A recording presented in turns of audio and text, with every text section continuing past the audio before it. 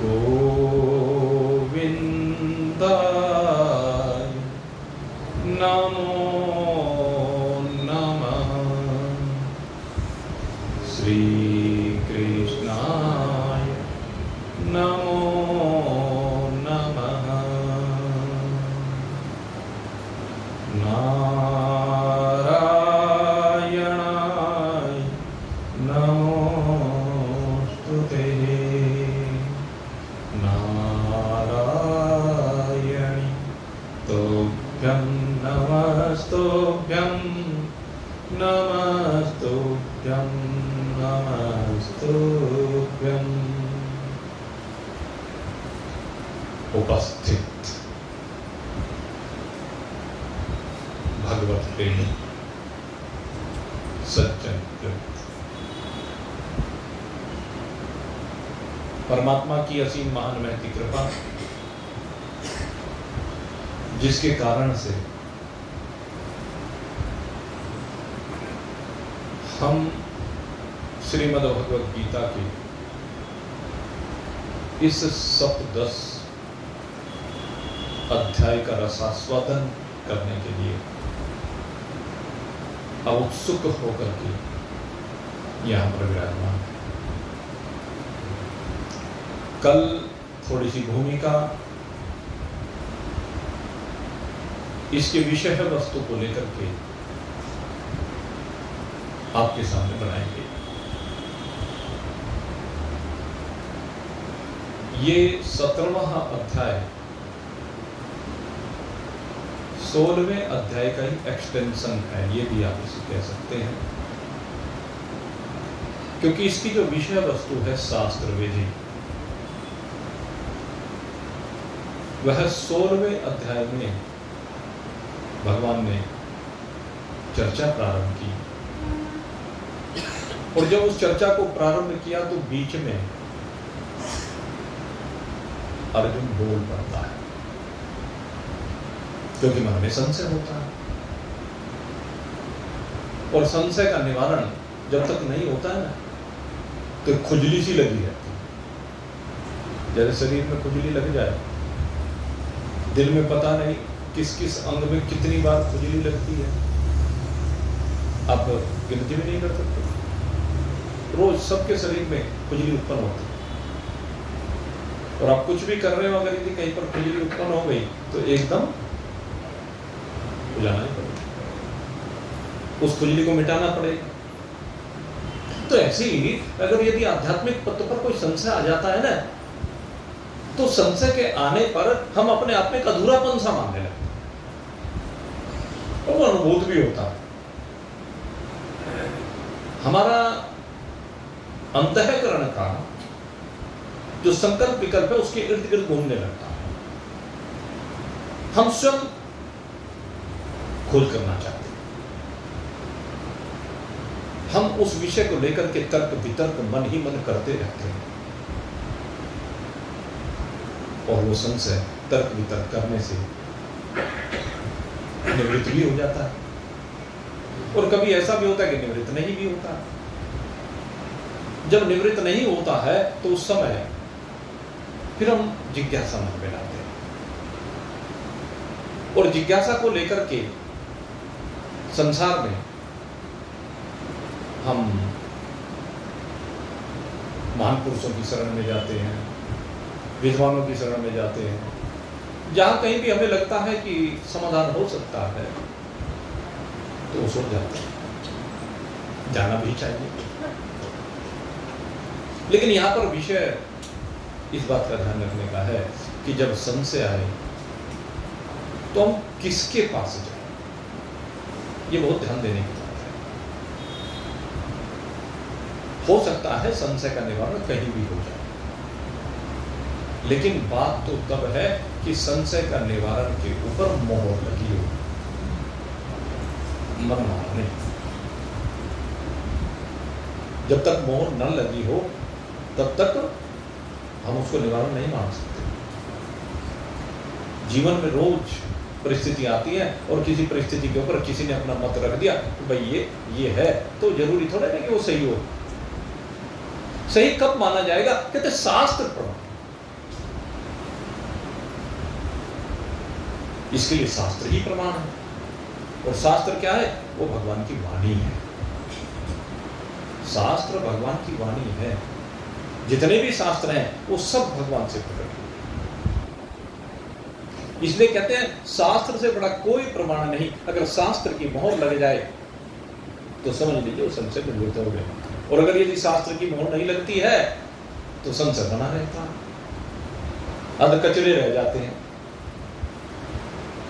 और जो अध कचरे होते हैं ना, वो अपने आगे के रास्ते को बंद कर देते हैं। एक आदमी दृष्टांत सुन रहा था, बहुत अच्छा लगा, इसलिए आप लोगों के सामने उस दृष्टांत को शेयर कर रहा हूं। बहुत ही बढ़िया दृष्टांत है। ये हम सबकी स्थिति को प्रकट करता है। जब हम साधना के पथ पर आगे बढ़ते हैं तो साधना के पथ पर आगे बढ़ने पर जब तक मोहर नहीं लगी ना, जैसे वो प्रसंग आता है ना विश्वामित्र और वशिष्ठ जी का। वशिष्ठ जी और विश्वामित्र का बैर बहुत प्रसिद्ध रहा, लेकिन बाद में जाकर के जब देखा कि ब्रह्म बल के आगे, ब्रह्म तेज के आगे क्षत्रिय तेज कुछ भी नहीं है, तो विश्वामित्र जी ने तपस्या करनी प्रारंभ की कि मुझे ब्रह्म तेज को अर्जित करना है। तो ब्रह्म तेज को अर्जित करने के लिए वो बार बार अपने मन में भाव लाते हैं कि मैं पक गया। तो जब उनको लगता कि मैं पक गया, मैं परिपक्व हो गया, मेरे अंदर ब्रह्म तेज आ गया, ब्रह्म ज्ञान हो गया, अब मैं ब्रह्म ऋषि हो गया, उनके अंदर ये भाव आ गया। लेकिन कहने लगे मानूंगा तो तब जब वशिष्ठ जी मोहर लगा दी। अगर वशिष्ठ जी ने मोहर लगा दी तब मानूंगा कि हाँ ब्रह्म ऋषि। तो वो गए और उन्होंने वशिष्ठ जी ने देखा और देख करके कभी ऋषि कहा, कभी राज ऋषि कहा, कभी महर्षि कहा, लेकिन विश्वामित्र जी डिगे नहीं। उनको ऋषि की अवस्था में लगने लगा कि तू ब्रह्मज्ञानी हो गया, उन्हें राजऋषि की स्थिति में लगने लगा कि तू ब्रह्मज्ञानी हो गया, उन्हें महर्षि की स्थिति में लगने लगा कि तू ब्रह्मज्ञानी हो गया। लेकिन वास्तव में वशिष्ठ जी ने कहा कि नहीं, घड़ा कच्चा कच्चा है अभी, और तपस्या करो, और सहनशीलता लाओ, और शरीर भाव से बाहर निकलो। अभी शरीर भाव कुछ ना कुछ बना हुआ है। और आखिर में जाकर के जब वशिष्ठ जी ने कहा कि ब्रह्म ऋषि आओ, तब विश्वामित्र जी ने माना कि हाँ अब एकता हो गई, द्वेष खत्म हो गया। तो मेरे मित्रों, हम भी जब साधना के पथ पर बढ़ते हैं तो कई बार हमें कोई थोड़ी सी अनुभूतियां होनी प्रारंभ होती हैं, थोड़ा सा कुछ दिव्यता प्रकट होनी प्रारंभ होती है, वाणी से कुछ निकल गया और वो सत्य हो गया, तो हमें लगने लगा कि तू तो सत्य स्वरूप हो गया। तेरी वाणी से जो निकल जाता है वो सत्य हो जाता है। अच्छी बात है, तब का प्रभाव होता ही है कि वाणी से जो निकल जाता है वो सती होता है। मन में जो संकल्प आता है वो फलीभूत हो जाता है। ये छोटी छोटी बातें हैं और हम इनको लेकर के समझने लगते हैं कि हम तो परिपक्व हो गए, पक्के हो गए, सिद्धता आ गई। लेकिन मेरे मित्रों नहीं, मैं दृष्टांत की जो चर्चा कर रहा था, बहुत अच्छा दृष्टांत लगा। कहते कुम्हार होता है, कुम्हार रोज घड़े बनाता है, मिट्टी के घड़े बनाता है, चाक चलाता है, चाक पर गीली मिट्टी रखता है। अब गीली मिट्टी रखी उसने, और गीली मिट्टी रख करके उसने जो चाक चलाया, धीरे धीरे उसने उस मिट्टी को, ऊपर की जो मिट्टी है उसको अपनी उंगलियों के सहारे आकृति देने प्रारंभ की, और धीरे धीरे आकृति देते देते उसने घड़े की आकृति बनाई। अब उस चाक पर घड़े की आकृति मिट्टी ने ग्रहण की, वो घड़ा दिखने लगा। पहली अवस्था, घड़ा दिखने लगा। और जब घड़ा दिखने लगा, अब वो उसके पास एक धागा होता है, उस धागे से नीचे की जो मिट्टी है, उस मिट्टी से उस घड़े को अलग करने के लिए उसने उस घूमते हुए चाक पर उस घड़े की आकृति के नीचे वहां मिट्टी को काटा उस धागे से, और धागे से मिट्टी को काट करके उस घड़े को अपने हाथ पर लिया। आप लेके देखना, जैसे आप हाथ में लोगे घड़ा, क्योंकि गीला है, लेकिन उसका अभ्यास इतना हो जाता है कि वो उसको आराम से उतारता है और एक स्थान पर रख देता है सूखने के लिए। और धीरे धीरे क्या होता है, वो घड़ा सूख भी जाता है। पहली अवस्था गीले घड़े की है, दूसरी अवस्था सूखे हुए घड़े की है। मेरे मित्रों, वही बात हमारी है, हमारे अंदर विषय भरे हुए हैं, और विषय भरे हुए होने पर भी विषय का जल भरा हुआ है, इसलिए गीला है घड़ा। लेकिन हमने घड़े का रूप ले लिया, क्योंकि हमारी वृत्ति परमात्माकार होनी प्रारंभ हुई है, हमारा परमात्मा में मन लगना प्रारंभ हुआ, हमारे द्वारा शुभ कर्म करने धीरे धीरे प्रारंभ हुए हैं। तो हमें लगने तू तो पक गया, बहुत पक्का हो गया, अब तो तू संत बन गया। क्या मन में, तू तो पक्का संत हो गया, तू अच्छे अच्छे काम करता है, तू बहुत बढ़िया काम कर, और देख तेरे काम की लोग कितनी प्रशंसा कर रहे हैं। क्योंकि जब भी कोई अच्छा कार्य करता है तो प्रशंसा तो स्वाभाविक होने ही लगती है, और वो जैसी प्रशंसा सुनता है वो जो है कहने लगा, हाँ अब तो मैं पक्का हो गया। ये जो कह रहे हैं ये कोई झूठ थोड़े ना कह रहे हैं, लेकिन वो भूल जाते हैं कि जो सामने कहने वाले हैं उनकी साधना तेरे से बहुत नीचे है, वो बहुत छोटी कैटेगरी के साधक है। वो क्या पहचान करेंगे, लेकिन उन्होंने तेरे कुछ शुभ कर्म को देखा, इसलिए तेरी प्रशंसा कर दी, और प्रशंसा से तू प्रसन्न हो गया। प्रसन्न होकर के तूने अपने आप में ये मान लिया कि मैं पक्का हो गया। लेकिन घड़ा तो कच्चा है ना, जैसे थोड़ा सा झंझावत आता है, झंझावत के आते ही घड़ा वहीं पर भूल जाता है, मिट्टी बन जाता है फिर से। लेकिन अगर यदि उस प्रशंसा को सुन करके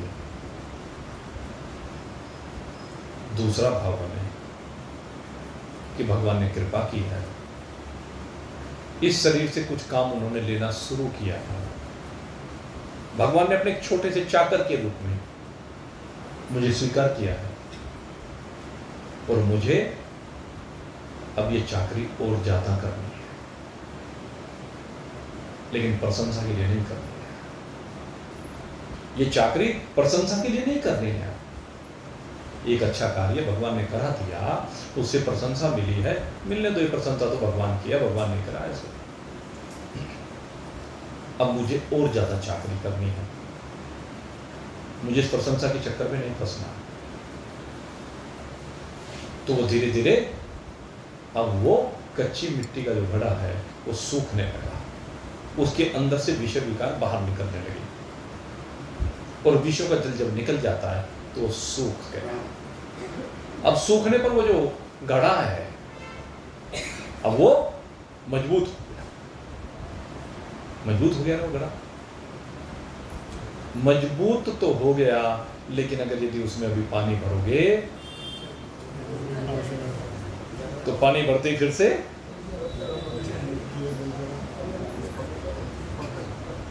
इसका मतलब अभी कच्चा है, अभी वो उस काम का नहीं है। तो इसलिए उस स्थिति में क्या सोचना चाहिए, भगवान ने और शुभ काम कराने प्रारंभ किए, आपके शरीर को और परमात्मा में लगाना, परमात्मा के कार्यों में लगाना प्रारंभ किया, तो समझ लीजिए भगवान ने अब और कृपा की है। भगवान का बारंबार धन्यवाद कीजिए। और अब कहते हैं इस घड़े को अग्नि में रखिए। अब जब ये घड़ा अग्नि में रखा जाएगा अग्नि में रख करके उसको तपाइए, और जब अग्नि का प्रवेश होना तो डरे नहीं, घबराए नहीं। जब वो घड़ा अग्नि में पकाया जा रहा है तो उस समय घबराने की जरूरत नहीं है। हम तो जरा सी सूरज की धूप पड़ती है बुरा,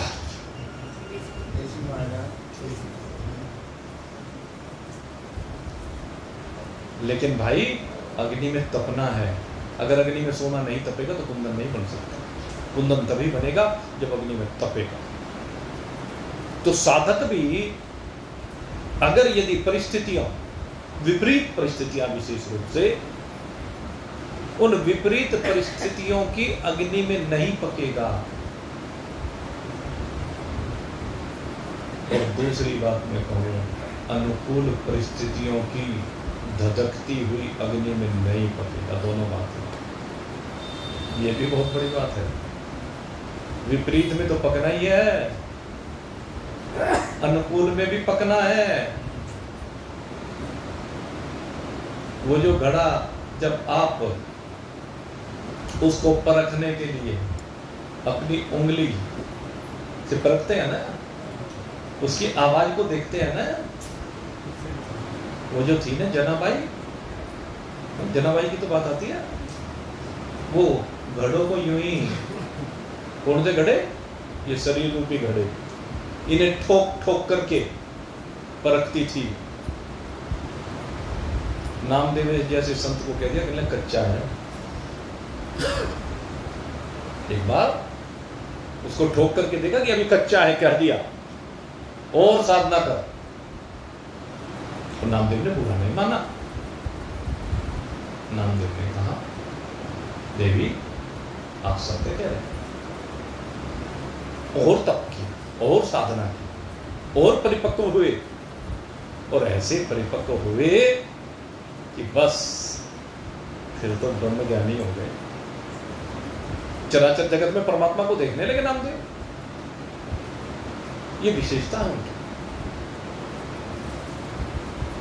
तो किसने बताया? जनाबाई ने बताया कच्चा है कि पक्का है। जब कोई ब्रह्मनिष्ठ ब्रह्मवित्त महान पुरुष आपके ऊपर ठोक ठोक करके देख ले, परख ले और मोहर लगा दे, तब समझना कि उसी समय जाना जाता है कि हम पक गए। और जिस समय पक जाते हैं ना, तो जीवन में पकाने में सबसे बड़ा रोल किसका है? कहते हैं ये है, ये शास्त्र है, ये शास्त्र विधिमुत्सृज्य। कहते शास्त्र की विधि के अनुसार पकना शास्त्र की विधि से है, मनमाने ढंग से नहीं। मनमाने ढंग से तो जो भी आप काम करेंगे उसमें परिपक्वता नहीं आएगी। इसीलिए भगवान ने कहा कि मनमाने ढंग से करने पर ही आसुरी लोगों की प्राप्ति हो सकती है। शुभ काम करने पर भी, काम अच्छे अच्छे कर रहे हैं लेकिन फिर भी आसुरी लोगों को जा सकते हैं।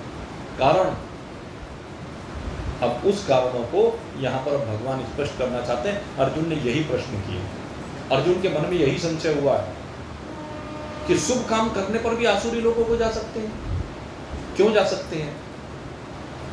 तो भगवान यहाँ पर अर्जुन के प्रश्न का उत्तर देंगे। पहले अर्जुन का प्रश्न है, ये शास्त्र विधिम ओस्त्रैजः यजन्ते श्रद्धान्विताः तेषां निष्ठा तु का कृष्ण सत्तमो रजस्तमः।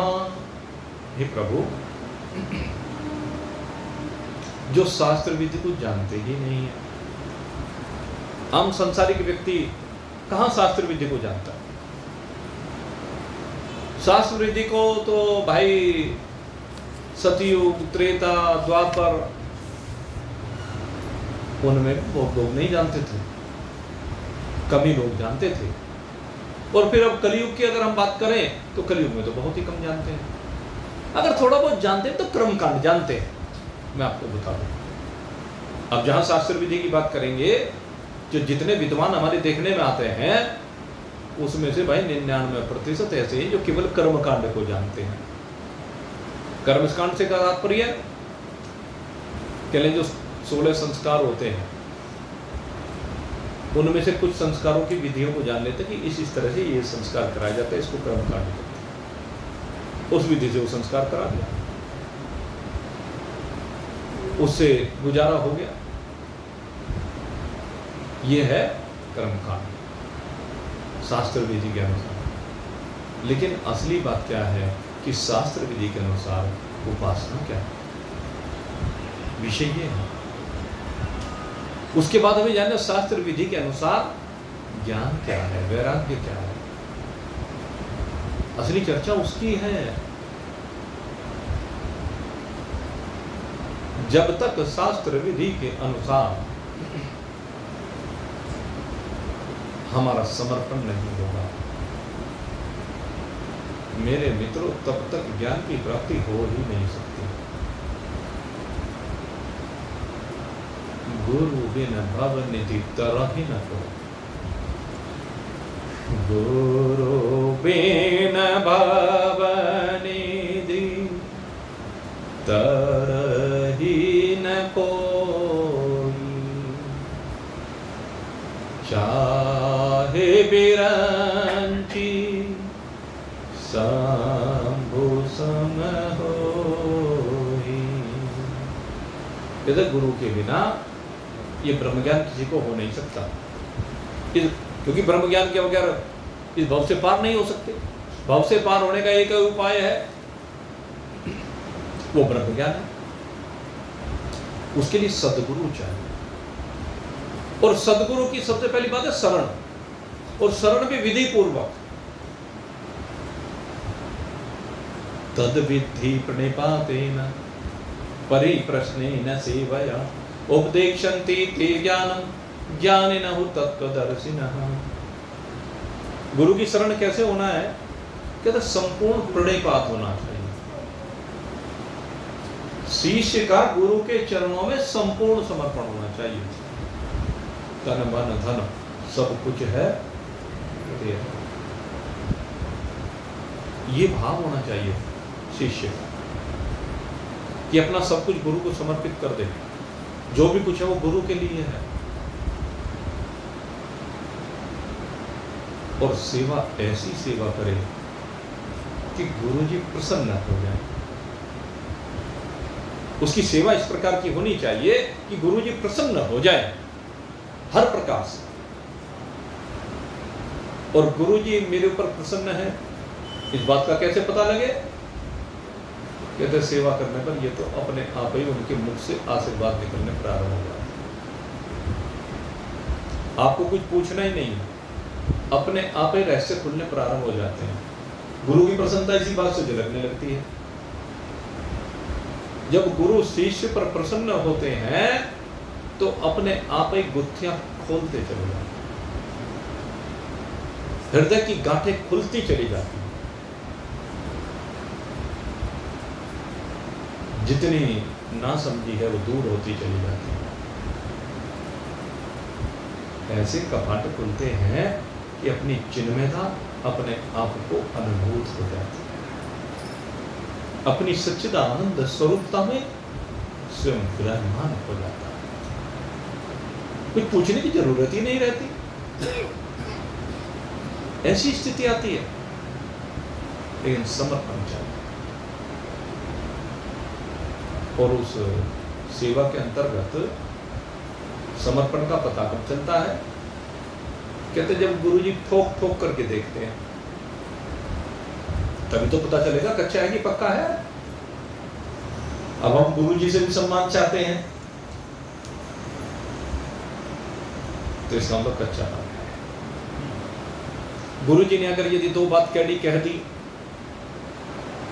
तो बुरा लगते हैं, ये कच्चापन।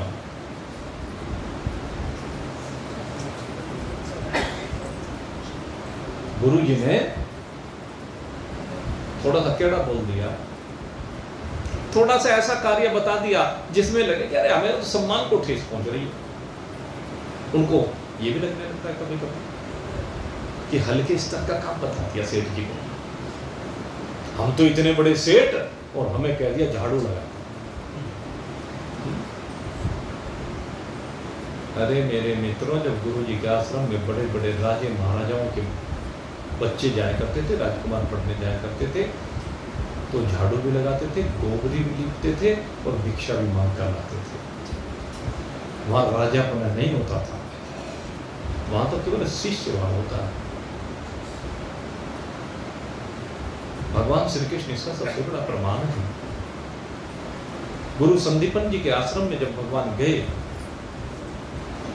तो आपने वो प्रसंग तो सुना ही है कि लकड़ियां काटने के लिए चले गए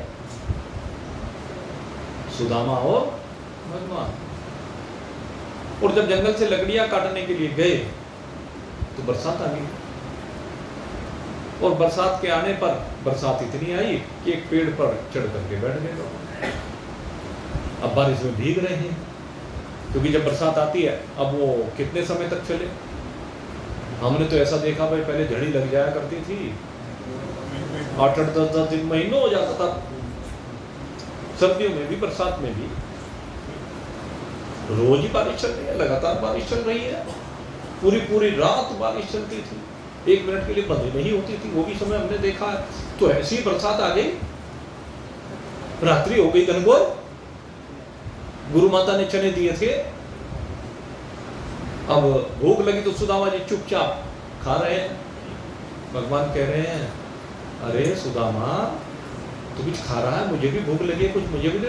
अरे नहीं खाना, मैं कुछ खा नहीं रहा हूं, ये तो ठंड लग रही है, बारिश में भीगने से दांत कटकटा रहे हैं। झूठ बोल गया भगवान से। तो ये दृष्टांत तो आपने सुना, तो इससे क्या सिद्ध होता है कि स्वयं साक्षात भगवान, और वो भी जाकर के जंगल में लकड़ियां काट रहे। यह गुरु के प्रति समर्पण, गुरु जी के प्रति ऐसा समर्पण होना चाहिए। गुरु की सेवा इसी प्रकार की होनी चाहिए। जो भी उन्होंने कह दिया वो पत्थर की लकीर होनी चाहिए। यह है शास्त्र विधि। तद विधि प्रणिपाते, पूर्ण प्रणिपात। अर्जुन ने यही तो कहा, शिष्यस्त्यहं साधि मां तम प्रपन्न। मैं आपका शिष्य भी हूं और आपकी शरणागति को भी प्राप्त हूं। मुझे शरण में ले लीजिए, मुझे अपने शरण में ले लो। राम भजन तो गाते हो ना, तो लेकिन वो भजन ही भजन रह जाता है। जब सेवा की बात आती है तो कोई बिरला टिक पाता है। हमने देखा, संसार में रोज देखते हैं, एक महाराज जी और उनके बहुत से शिष्य, और जो महाराज जी के शिष्य है तो महाराज जी वैसे तो कभी किसी से कुछ लेते नहीं थे, अब जो भी कुछ पूछता उसके जवाब देते रहते। महाराज जी से बड़े प्रसन्न थे, हमारे गुरुजी ऐसे, हमारे गुरुजी ऐसे। और कुछ प्रारब्ध बस एक बार ऐसा आ गया कि भगवान ने कोई संकल्प उत्पन्न कर दिया उन महाराज जी के मन में। अब महाराज जी के मन में संकल्प हुआ तो उस संकल्प को की पूर्ति के लिए तो भाई कुछ ना कुछ धन चाहिए। अब महाराज जी को ये था कि भाई मेरे तो हजारों शिष्य हैं, और जब कोई संकल्प मन में आ गया तो भाई फिर तो हो ही जाएगा। तो खैर जब संकल्प मन में आया तो जो शिष्य मंडली थी उनसे चर्चा कर दी कि भाई ऐसे ऐसे संकल्प भगवान ने भेजा है, तो मन ये बना है कि संकल्प की पूर्ति कर ली जाए, और भाई जिसका जैसा मन हो वैसी वैसी आहुति इसमें डाल देना। अब मान लीजिए 1000 शिष्य थे, जैसे उनको पता चला आहुति की बात हुई कि आहुति डाल दी जाए, तो वे 1000 में से 900 का तो ये पता नहीं लगा कि कहाँ उड़ गए, 100 बच गए। गुरुजी काम ऐसा चल रहा है, घर में फलानी बीमारी आ रही है, बस बहुत दिक्कत हो रही है, दूर से डिंग मारा करते थे। होते होते होते गुरुजी सोचने लगे वो 100 में से 10 रह गए, किसी न किसी बहाने से 90 और साफ हो गए। 10 शिष्य ऐसे निकले कि गुरु जी आपका संकल्प है, मन में संकल्प हो तो आपका संकल्प हमारा संकल्प एक हो जाएगा, जो भी हमारे से बनेगा दुख से अधिक। तो अपने स्तर से खैर महान पुरुषों के मन में जब भी कोई संकल्प होता है, लेकिन बात क्या है कि 1000 में से 990 साफ हो गए, 10 रह गए। तुम्हें क्या है? कच्चे हैं। गुरुजी ने कहा कल खीर बनेगी, सब एक एक लोटा दूध का लेके आना सुबह, और जरा उसमें ड्रम में डाल देना। तो अब ड्रम में डालने लगे, सुबह ही हुआ, सबने ला ला करके एक एक लोटा डाल दिया। अब हलवाई आ गया, हलवाई ने कहा महाराज जी दूध का, कहने देखो वो ड्रम है, वो दूध का ड्रम भरा हुआ रखा है। अब वहां गया, वहां जाकर देखे शिव जी महाराज पे चढ़ने वाला चरणामृत। हलवाई कहने महाराज जी कहाँ है दूध? कहने ये है। महाराज जी देख लो एक बार जरा कैसा है। तब वहां पर जाकर देखा तो चरणामृत था वो। कहने कोई बात नहीं, आज भाई भगवान की ऐसी इच्छा है कि खीर ना खिलाई जाए, भक्तों को चरणामृत पिलवाती जाए, व्रत रखवाते। अब 1000 लोटे उसमें दूध के डलने थे, लेकिन 990 के मन में आया कि गुरु जी को क्या पता चलेगा, एक लोटा पानी का ही था, मेरे एक लोटे से क्या फर्क पड़ेगा दम में। अब 990 ने पानी डाला, 10 ने दूध डाला, अब वो तो चरणामृत ही रह गया ना। हम भी जब शिव जी महाराज पे जाते हैं जल चढ़ाने के लिए, तो यही तो करके जाते हो। शिव जी महाराज जी दूध से प्रसन्न होते हैं, चरणामृत से प्रसन्न नहीं होते। जल चढ़ाने तो जल चढ़ाओ, दूध चढ़ाने तो दूध चढ़ाओ, लस्सी के मान से क्या। तो बात क्या है? शास्त्र विधि यह है कि गुरु के चरणों में संपूर्ण समर्पण होना चाहिए। शिष्य वही वास्तव में शिष्य है कि 1000 अगर यदि शिष्य थे तो 1000 के 1000 का लोटा भर करके जल डलना चाहिए, ओ दूध डलना चाहिए। और चलो गुरुजी ने कहा भाई 1 लोटा दूध का डाल दीजिए, 1 लोटे का किसी का प्रबंध नहीं तो 1 चम्मच तो डाल सकते हो, लेकिन डालो तो दूध ही, ये तो हो सकता है।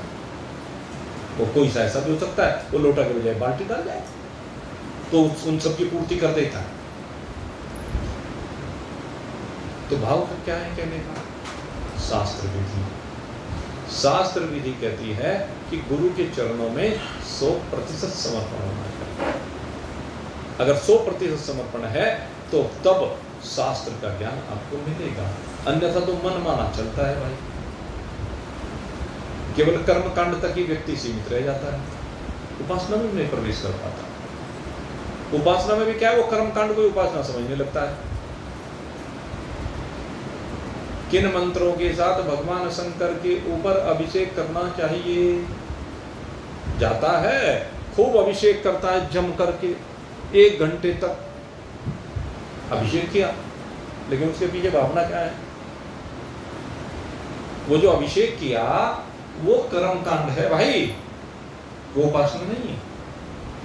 उपासना तो वो कहलाती है जब आपका चित्त भगवान के साथ मिले, वो विधि, वो पद्धति,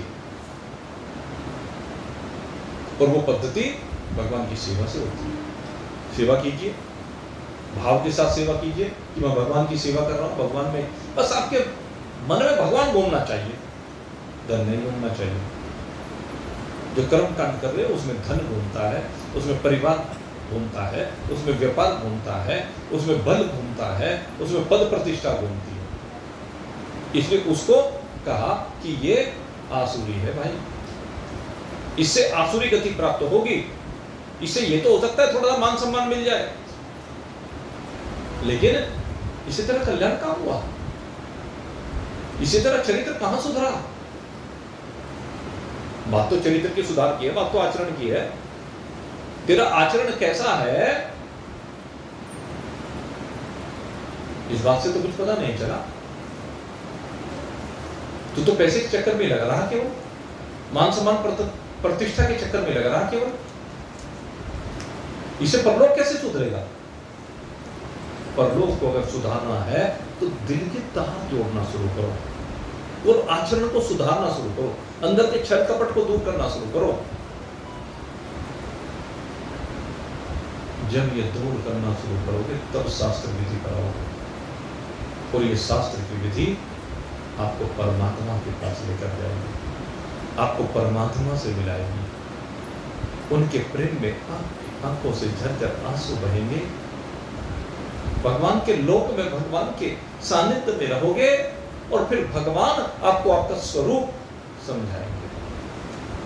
वो ब्रह्म ज्ञान भगवान देंगे फिर, जिससे फिर गति का चक्र समाप्त हो। भगवान के लोक तक गति है, भगवान के लोक के बाद गतियों की सीमा से परे हो जाएंगे, फिर गति नहीं है, फिर तो स्थिति है, फिर तो निरंतरता है, फिर तो सत्य तत्व में नित्य प्रतिष्ठा है, अचल तत्व में नित्य प्रतिष्ठा है। अपनी चिन्मयता, चैतन्यता, ज्योतिर्मयता, प्रकाशकता, आनंदता, अखंडता, असीमता, अनंतता, अपारता, असीमता, निराकारता, निर्गुणता, निर्विकारता, निरवयवता, निरसंकल्पता है। यह आपका स्वरूप, यह आपके स्वरूप में विराजमानता है। यहां जाकर के समस्त गतियां समाप्त हो जाती हैं, यहां पर शास्त्र की मर्यादा भी समाप्त हो जाती है, क्योंकि शास्त्र के द्वारा जिसे जाना जाता है वो जान करके उसको पा लिया गया, तो अब शास्त्र की आवश्यकता कहां रही? शास्त्र प्रयोजन रहित होगा। शास्त्र का प्रयोजन तब तक है जब तक उस तत्व को नहीं जाना है। जब उस तत्व को जान लिया जाता है तो शास्त्र का प्रयोजन ही क्या रह जाता है? बच्चे को जब आप स्कूल में भेजते हैं तो पहले अक्षर ज्ञान कराया जाता है, अक्षर ज्ञान की पुस्तक उसको प्रदान की जाती है। जब अक्षर ज्ञान हो जाता है तो फिर भी वो वही पुस्तकें दिलवाते होगा उसको, उन पुस्तकों की आवश्यकता नहीं रही ना। जब ज्ञान हो गया तो ज्ञान होने के बाद वो पुस्तकें अपने आप छूट गई, इसलिए तो अब सब मैं जानता हूं। तो ठीक इसी प्रकार से जब अक्षर का ज्ञान कर लिया जाता है, अक्षर माने जो कभी क्षर नहीं होता, अक्षरम ब्रह्म परमम। परम ब्रह्म कौन है? वो अक्षर है, वो अविनाशी तत्व है जो कभी अक्षर नहीं होता। जब उसको जान लिया जाता है तो उसको जानने के बाद फिर शास्त्र की आवश्यकता, पुस्तक की आवश्यकता, गुरु की आवश्यकता नहीं रह जाती। वो अलग बात है कि प्रारब्ध के कारण जो गुरु भाव है, शिष्य भाव है, लोक व्यवहार में बना रहता, वो बना रहे, उससे कोई फर्क नहीं पड़ता, लेकिन अंदर से निश्चय पक्का होता है, अपनी स्वरूप विद्यमानता में वो सदा रहता है, अंदर से कोई भाव नहीं। भाव की तो तीसरी हो जाती है वहां पर, जब तक भाव चल रहे हैं तब तक ही तो गति है भाई, और जब भाव ही नहीं है तो फिर गति कैसी? जब समस्त भावों का अभाव हो जाए, यह आपकी वास्तविकता है। तो भगवान इस स्थिति में पहुंचने के लिए ये शास्त्र विधि की बात करते हैं। तो अर्जुन पूछता है कि हे प्रभु, अगर यदि कोई शास्त्र विधि को नहीं जानता है और शास्त्र विधि को जाने बगैर वो शुभ कार्य करता है, उसके अंदर श्रद्धा जागृत हुई है, तो उसकी उस श्रद्धा को हम क्या माने? सात्विक माने, राजसी माने या तामसी माने? तो भगवान इस प्रश्न का उत्तर अब हमें बहुत विस्तार के साथ इस अध्याय में दे रहे हैं। अब भगवान के उत्तर को सुनेंगे, समझेंगे, क्योंकि शास्त्र का ज्ञान तो हमें भी नहीं है भाई। हमारे में बहुत लोग ऐसे हैं जो शास्त्र का ज्ञान तो नहीं रखते हैं, कोई कोई है जो शास्त्र का ज्ञान रखता है। और मैं तो भाई इस बात को लेकर के बड़ा चिंतन करता हूँ, कई बार मन में भाव आता है। हमने देखा, हम कितने साल हो गए और इतने सालों में हम देखते हैं कि स्वाध्याय करने वाला एक आध बिरला है, नहीं तो स्वाध्याय नहीं कर रहे। और बिना स्वाध्याय के क्रमबद्धता नहीं बनती। बिना स्वाध्याय के हम एक ही विषय को 100 बार कह लिया और अगर किसी दिन पूछने लगे तो 100 बार सुनने के बाद भी जीरो, उसको समझा नहीं पाते, उसको बता नहीं पाते। हम कहीं बार चलो सूक्ष्म शरीर के तत्व ही बता दो, पता नहीं कितनी बार बता लिया, हजारों बार बता दिए होंगे, लेकिन फिर भूल जाते हैं सब। ये सबसे बड़ी समस्या। स्वाध्याय बहुत जरूरी है, जीवन में स्वाध्याय का होना जरूरी है। अगर स्वाध्याय करते हैं तो बातें ठीक प्रकार से समझ में आ जाती है। स्वाध्याय का बहुत बड़ा महत्व है। तो खैर, अगर स्वाध्याय नहीं है, अधिकांश का नहीं, तो अब भगवान बताते हैं कि इस श्रद्धा को हम किस प्रकार से बांध सकते हैं। तो तीनों प्रकार की बात कही भगवान। तो अब भगवान कहते हैं, त्रिविधा भवति श्रद्धा देहि नाम सा स्वभावजः सात्विकी ही राजसी चैव तामसी चेति ताम शृणु। भगवान कहते हैं कि भाई श्रद्धा 3 प्रकार की होती है। अब ये 3 प्रकार की श्रद्धा कौन सी होती है? पहले तो अर्जुन ने तो कहा अपने आप ही कि सात्विक राजसी तामसी, लेकिन भगवान ने नहीं कहा। भगवान ने कहा देहि नाम सा स्वभावज, स्वभाव के। तो पहले भगवान 3 प्रकार की श्रद्धा कहते हैं। ये 3 प्रकार की श्रद्धा कौन सी?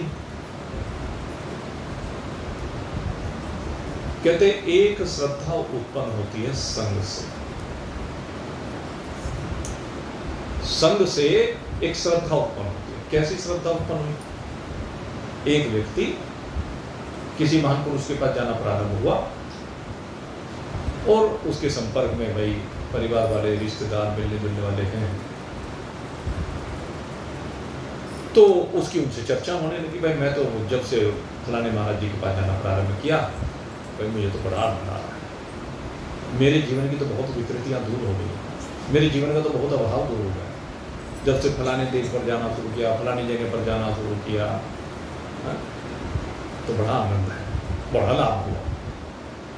अब उन्होंने सुना, पहले सुनते रहे, 1 बार सुना, 2 बार सुना, 4 बार सुना, और लेकिन जब वो बार बार रोज ही सुनने लगे उससे, वो भी कहता अरे चल तो सही, कभी तो चल। तो खैर वो कभी वाली बात किसी दिन फलीभूत हो गई और वो साथ में चला गया। और जब साथ में चला गया तो इसे कहते हैं संग के कारण से बनने वाली श्रद्धा। ये श्रद्धा कौन सी हुई? संग के कारण। और इसके ऊपर एक बहुत बढ़िया दृष्टांत है, आज तो उतना समय नहीं है, फिर सुनाऊंगा। कल अगर मेरे ध्यान रह गया तो दृष्टांत कल सुनाऊंगा, क्योंकि अब तो समय नहीं रहा है उस दृष्टांत को सुनाने का। बहुत सुंदर दृष्टांत है, कल मेरे स्मरण रहेगा तो दृष्टांत आपको सुनाऊंगा, उसमें समझ में आएगा संग के कारण से क्या से क्या हो जाता है। अगर हम अच्छा संग करते हैं ना, तो उस संग का बड़ा प्रभाव होता है। जैसा करे संग वैसा करे रंग। संसार में कहावत तो प्रसिद्ध है, और इसी को लेकर के एक बहुत बढ़िया बात कही गोस्वामी जी ने। बर भल करवास नरक करे दाता, बर भल करवास नरक करे दाता, हर दुष्ट संग जन देय विधाता। भगवान चाहे नरक में भेज दे, पर किसी दुष्ट के संग में मत गए। कहने पे ऐसी बात क्यों कही गोस्वामी जी महाराज? कहने लगे ऐसी बात इसलिए कही कि नरक में जाएगा तो अपने पाप कर्मों का फल भोगेगा, तो पाप तो घटेंगे, वहां कम से कम पाप तो घटेंगे। लेकिन अगर दुष्ट के संग में जाएगा तो पाप उल्टे, तो बढ़िया कौन सा हुआ? इससे बढ़िया तो नरक ही है।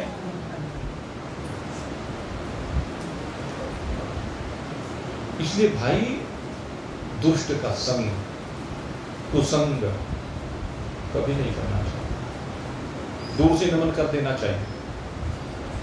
गोस्वामी जी महाराज ने भी कहले भाई जो दुष्ट लोग होते हैं ना, विरोध मत कीजिए, संतों के लिए कहा। कहले बस दूर से प्रणाम करके निकल जाए, इनको दुष्टों को भी नमन कर लीजिए, कोई बुराई नहीं है। और बुराई क्यों नहीं है? कहले उनमें मेरे बच्चे भी तो राम जी हैं। बस फर्क ये है उनके अंतःकरण के कारण राम जी उन्हें नरक की ओर मोड़ देते हैं, और सत्संगियों को स्वर्ग से लेकर ऊपर के लोगों की ओर पहले मोड़ते और फिर भगवान के लोग की ओर मोड़ देते हैं। और फिर कहना भगवान के लोग से भी आगे, फिर कहना जहां सब लोग की निवृत्त हो जाए अपने स्वरूप की ओर। ये सत्संग का प्रभाव है, ये श्रेष्ठ व्यक्तियों के संग का प्रभाव है। इसलिए हमें अपना संग सुधारना चाहिए।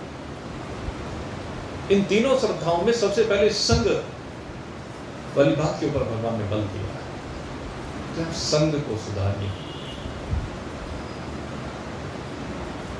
दुर्योधन के प्रलोभन में कर्ण फंस गया, क्योंकि कर्ण प्रतापी है, वीर है, बलवान है, लेकिन ठप्पा लगा हुआ है सूत पुत्र का। अब सूत का जो ठप्पा लगा हुआ है, पहले सूत लोग क्या किया करते थे, ये रथ चलाया करते थे हाथ तक, इनको सूत कहा करते थे। और ये सूत वर्ण संकर हुआ करते थे, आपको बताएं। अब लेकिन जाति को लेकर के टिप्पणी होती थी, लोग हेय दृष्टि से देखते थे, वो कर्ण को स्वीकार नहीं था। और जब कर्ण को स्वीकार नहीं था, भरी सभा में जब वो परीक्षाएं चल रही थी सब राजकुमारों के गुरुकुल से आने के बाद, तो कर्ण भी उस परीक्षा में सम्मिलित होना चाहता था। उसको सूत पुत्र कह करके नहीं, तो इस परीक्षा में भाग नहीं ले सकता, शस्त्र प्रदर्शन में भाग नहीं ले सकता। तो उस समय दुर्योधन ने कहा कि मैं इसे अंग देश का राज्य देता। वहीं से दुर्योधन का संग हो गया। कर्ण जैसा धर्मात्मा, कर्ण जैसा महारथी दुष्ट दुर्योधन का संग करने के कारण से, उस संग दोष के कारण, जिस समय द्रौपदी का चीरहरण हो रहा था, तो उसने द्रौपदी को वैश्या कहकर के संबोधित किया था। ये संग दोष का कारण है, और उसी के कारण से उसे भी महाभारत के युद्ध में मरना पड़ा। ये संग का परिणाम है, कुसंग का परिणाम है। इसलिए भगवान कभी किसी को कुसंग न दे। और इस बात के लिए कर्ण कभी भी अपनी आंखें ऊंची नहीं कर पाया। उस समय कह तो गया संग के कारण से, लेकिन जब जाकर के विचार किया ना कि तुमने तो बहुत गलत किया भाई, कोयले की खान में रहोगे तो पहले होगे ही नहीं। इसलिए बचो, भगवान यही कह रहे हैं। और इस विषय को कल आगे बढ़ाएंगे। आज इतना ही प्रसाद स्वीकार करें। आप सबके लिए बहुत बहुत शुभकामना करते हैं। अब यहीं पर सत्संग को विश्राम देते हैं। कल फिर सेवा में उपस्थित होंगे। तब तक के लिए जय राम जी की भाई। बोलिए सच्चिदानंद भगवान की।